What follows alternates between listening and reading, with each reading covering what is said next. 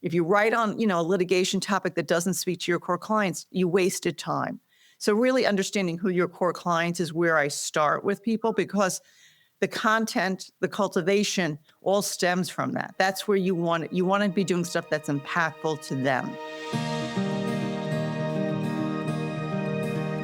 Welcome back to our Happy Rainmakers video series where point one can make a difference.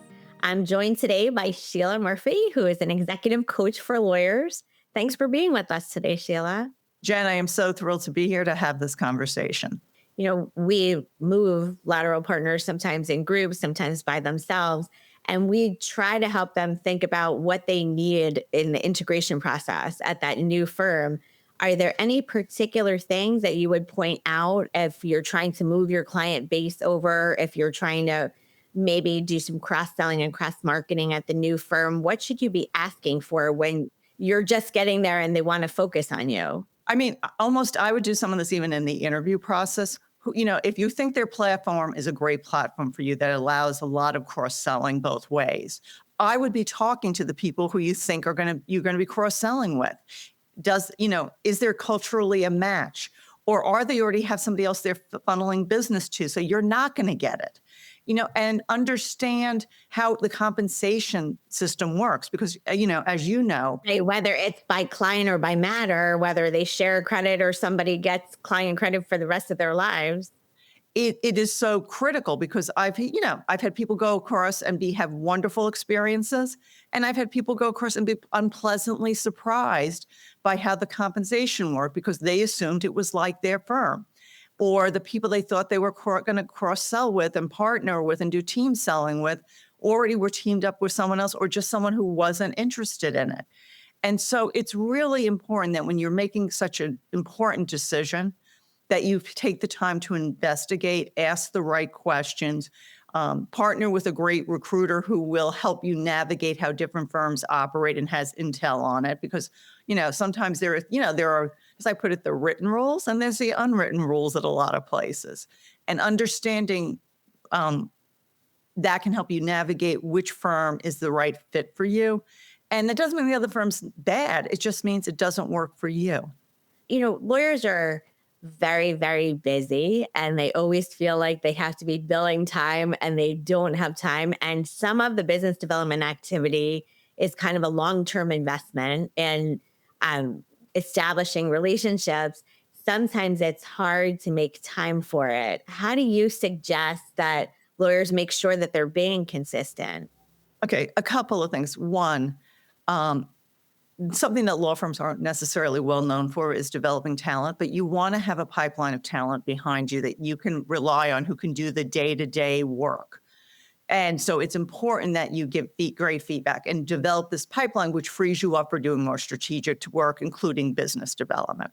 The second thing is when we were talking about going to conferences or events, really focusing on those that are the core client events so that you're not, I had one client who was at a firm and the firm was really supportive, but they lined up for the fall, like 15 speaking engagements for her. And she couldn't do anything other than speak. So she wasn't going to the networking. She wasn't doing the thoughtful work before she went to the event about who she wanted to meet. She wasn't doing the follow-ups. And she was in her hotel room working because she was so behind from going from event to event. And when we sat down and we went through most of the events, most of them didn't have her core clients.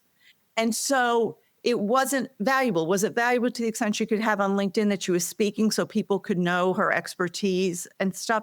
A little bit, but she really wasn't getting the full bang from the investment. So really honing in on the places you want to be and being there rather than spreading yourself too thin.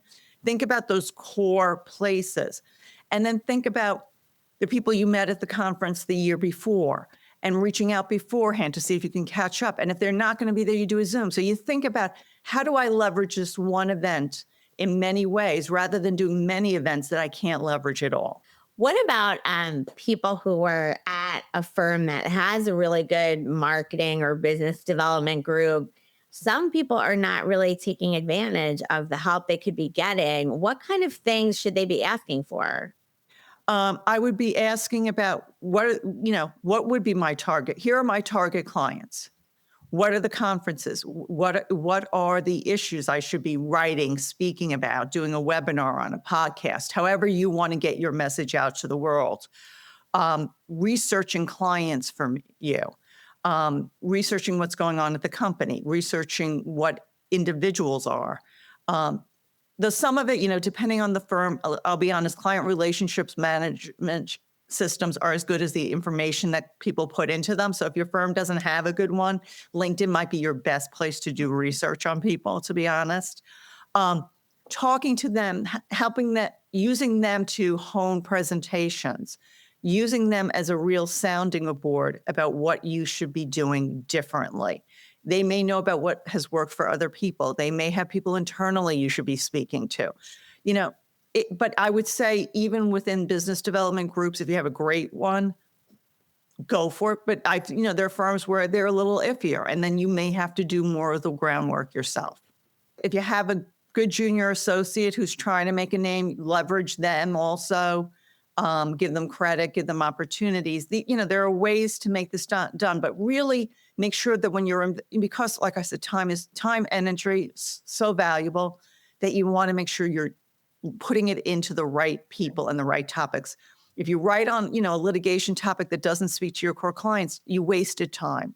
So really understanding who your core clients is where I start with people, because the content, the cultivation all stems from that. That's where you want to be doing stuff that's impactful to them.